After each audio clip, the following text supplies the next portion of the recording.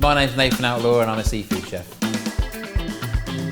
The dish I'm going to cook for you is a Port Isaac lobster, one of our local lobsters, and it's served with broad beans and then what we say is an onion and ginger stock.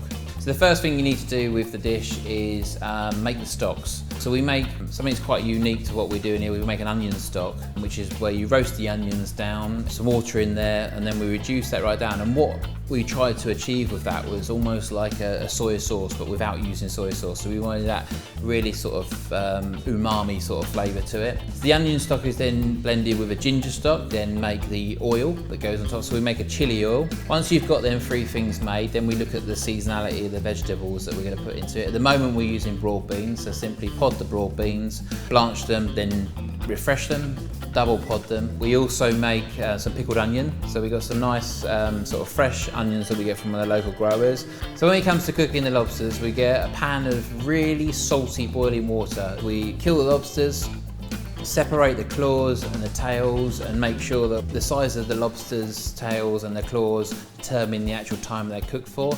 Take the lobsters from the water, and while they're hot we crack the lobster from the claws and from the tails, and then we portion the actual lobster into pieces. Each lobster portion is roughly half a lobster. So we heat up our stocks together, so we've got our onion stock and our ginger stock together, tasting it for seasoning. Then we add the broad beans to that, just to warm them through. The lobster goes onto a tray and then it's just warmed through gently under the grill with a little bit of oil and salt.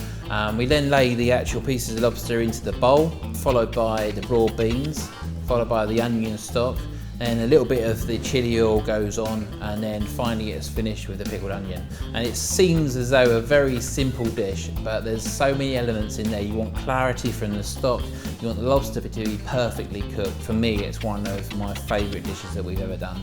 So what we got here is the Port Isaac lobster with an onion stock with ginger and chili and broad beans.